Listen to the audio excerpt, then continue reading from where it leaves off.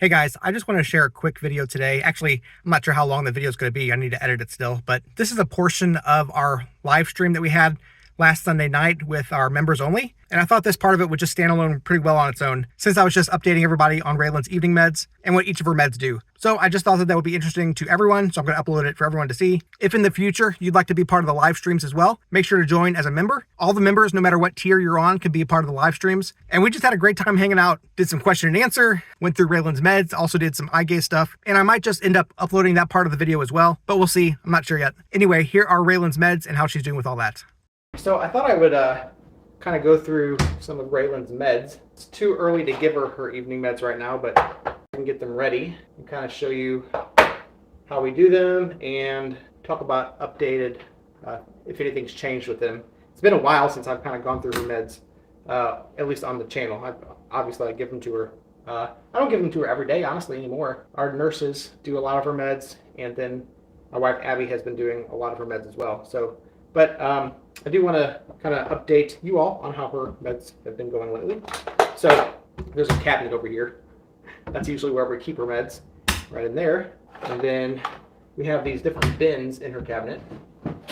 We have 3 bins. There's one for her AM meds, and that's labeled right on there, AM meds. Now, of course, right now, don't have to touch those right now.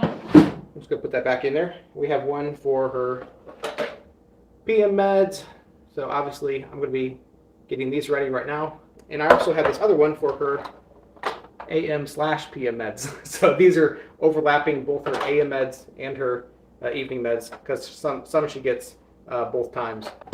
It all starts with her, what is this thing called? Pill crusher. So I get out her pill crusher. We start with her crushed meds. And some people insist on putting all of her, each of her crushed meds in its own syringe. That's what they do in the hospital oftentimes. And what they do is each one will get like 5 or 8 or sometimes even 10 milliliters of water. But if we did that for each of her crushed meds, she'd be getting 1, 2, 3, 4, like 40 or 50 mils of water, which typically wouldn't be a problem, because if it's going into your stomach, that's not an issue. But it's not going into her stomach. She gets most of her meds into her jejunum, and her jejunum, which is a part of your intestines, just can't process that much water at a time. So we put all of our crushed meds together, put with just about 8 milliliters of water. That's plenty of water to dissolve her meds, especially if we crush them first. And then we can give her meds, and it's not giving her way too much water at the time. All right, so the only thing I put in there so far is melatonin. She gets 3 milligrams of melatonin. That just helps her to go to sleep a little bit. Melatonin is it's like a really, our body produces it normally anyway, but her body just needs just that extra little push to help her fall asleep in the night. It's not a lot, honestly. It's just a little bit. And then this one is tizanidine. Tizanidine is a relaxer. It also helps with seizures. We give her half a tizanidine, not even all the time, but lately she's been having a lot of evening and night seizures, and she's been staying awake at night more than she really should, which leads to her not having a great day the next day. So we do give her half a tizanidine right now. That'll help her both fall asleep and also stay asleep and have less seizures during the night. So that's important. And then next we have clonidine. This is related to sleeping as well. So they found that she was having a lot of night seizures, and but then giving her clonidine at night, right at bedtime, helps her to stay asleep and have less seizures. So the majority of her seizure-related type meds are in the evening right now, as opposed to throughout the day. She gets Epidiolex, and we'll talk about that one here in a minute too. But she only gets half of the clonidine, and that's, let's see, 0.05 milligrams is what she gets of that. Then the next one is clonazepam. Now this is kind of like the heaviest med that she gets. Clonazepam is the same as Klonopin, and it's a controlled substance, so it's definitely more of one of the heavier type meds. She gets half of one of these. They break super easily. When we first got them, we used to break them precisely in half, but it's really easy to be real precise, or precise enough just with our fingers, so that's what we do. And then we just put the other half back into the med thing and put it back for tomorrow night. So that's the one that she gets at PM, and then also she gets some that are both AM and PM. Here's glycopyrrolate. That helps with her saliva. Once again, just like tizanidine, it's not one that we have to give her all the time, but lately she's been having a lot of drool, a lot of extra saliva, so we give her a full one of these twice a day right now. And it was PRN at our discretion, but then we talked with her, one of her doctors, I can't remember which one it was, I guess salivary glands doctor or something like that. I don't know what it's called. Let me know if you know what it's called. And they recommended just giving her a full one in the morning and a full one in the evening, so that's what we do now. She gets, let's see, one tablet, which is, doesn't say the dosage on here, it just says one tablet. Maybe it says on the actual thing. I want to say it's 3 milligrams, but I could be totally off on that. No, we give her one.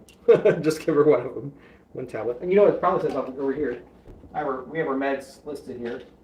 Glycopyrrolate, 0.5. Oh, that's a half. So it's 1 milligram. It's 1 milligram is what it is. She gets 1 milligram in the morning and then 1 milligram in the evening of that. And that is all of her crushed meds that she gets in the evening. So I'm going to go ahead and crush them up. Usually, so this pill crusher is really handy. I really like this thing. We put all of the meds in there, and then we just put this top on it here, and it just screws on. You can easily crush them up. Sometimes it takes a little bit to crush them up, but it's not too hard. We've tried various methods of doing this, like from a spoon, like putting a plate down with a big heavy spoon and trying to crush them like that manually. That was so hard. Especially certain meds were so hard. Some of them were easy, but certain meds were so hard. But this is definitely the easiest method that we've tried lately. Sometimes we've just dissolved them, which they do eventually dissolve, but it's way, way easier and faster to crush them first and then put them in water, and then they dissolve way better than. Way over here, I don't know if you can see or not, we have all of her empty syringes, all of her clean empty syringes. So I'm going to grab some of these. I usually use 4 of them, and I'll show you why I have 4 here in a second. So I have 4 syringes. I use 2 for water. No, I take that back. 1 for water. One that I just fill it all the way up and I use it twice. And then I use 1 of these syringes for these crushed meds. And we have a funnel here that we just put that in the syringe right there. And then pour the crushed meds in there like that. And then make sure they're all in there. And then make sure all that powder's down in there. Take that out. And then put that back in. Now all the crushed meds are in there.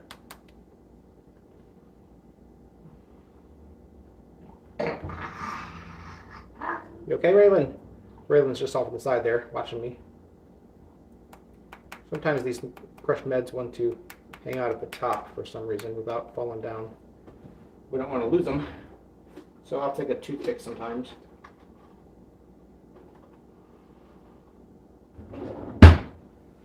See, they're stuck there at the top.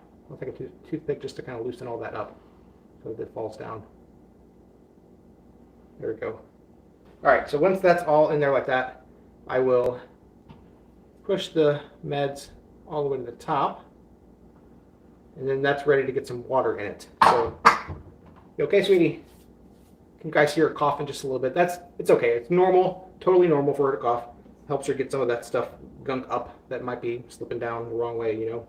All right, so then I have a syringe with meds in it, then a syringe I'm going to put water in it, and then I have these 2 syringes. One is going to be for Epidiolex.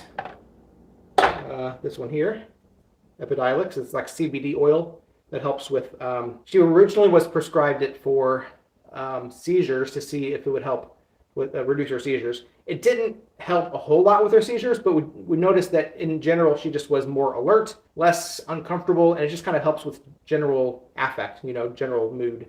So she's continued to be on that. I think it does help with seizures just a little bit.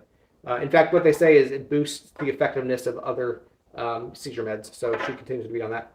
And then I need connectors, so this thing won't actually attach to this thing at all. And it's a liquid, so I need to get a connector for this thing, which they're over here on the clean side. Usually got 2 of them. One is for the Epidiolex. I just put that on the syringe there, and then I can put this directly into the Epidiolex like this. Actually, I'm going to use this other one for Epidiolex, and I'll show you why here in a second. So this is a smaller syringe. This is the only one, the other one that's only clean. Yeah. So I'm going to put this directly into the Epidiolex now, and I could just draw this up, and she gets 1.6 or 1.8. I think they reduced it to 1.6 milliliters. So I just draw that up to 1.6. Shows it on there on the syringe, and I can take it out. Usually, I've almost made a mess. Not supposed to take it out until it's upright. All right, so then that's that. I can take the connector off there. I put this in dirty syringes, so that can be cleaned later. And then put the cap back on that one. So this other one is clonazepam. You might know it by its other name called Onfi. Onfi is it's a seizure med. So she's definitely on a seizure med. She takes 3 milliliters of that in the evening, only 1 in the morning. So that's that one. And then I'm going to keep that connector on for a second because she's going to get one more med into this one here. Put this away. And then I'm done with all of these meds. So I'm going to put these back into the cabinet here. All right. And then I need water for these. So I'm going to get some water. Usually I'll get a cup here. And some water. So this is tap water, but it's filtered. This one over here is filtered tap water, so it's clean. Our town doesn't have the best tap water. But if we filter it, it's fine. So I'll fill this syringe that has the powdered meds all the way up to about 8 milliliters. Kind of shake it up a little bit, make sure it starts dissolving. They won't take too long to dissolve just because we crush them up first. So they should dissolve pretty quick. In fact, a lot of times we don't even wait hardly at all to give her these meds. If we don't crush them first, then we'll usually heat up the water so that it dissolves a little bit faster. But if we crush them, we just use cold water, it's fine. And then this other syringe, I'll just fill it all the way up with water so we can flush all those meds afterwards. And I can just dump the rest of this. And then we get out of the fridge. She only has one refrigerated med right now, and that's gabapentin. Gabapentin is for her, they call it for her spasticity, like her rigidness due to her cerebral palsy. And the gabapentin kind of helps her just loosen up a little bit. She gets it 3 times a day, and it's a liquid, so I'm going to put it in the same one as this clonazepam. And I'm just going to, she gets 6 milliliters of this 3 times a day is what she gets. So draw this one up all the way to 9, because she had 3 plus 6 is 9. All right, so that's all of her evening meds. Then I'm going to put this back in the fridge. Then I'm going to grab a tube like this. And this tube will go directly into her G port of her GJ port, button. I'm going to go ahead and put this in here like this. So she, in the evening, all she gets into her G button is the, what is that? Epidiolex. That's what that is, Epidiolex. So that's the one she gets in her G button. And the reason for that, here's the reason, is because this oil actually will not deteriorate, kind of make her G button tubes more brittle.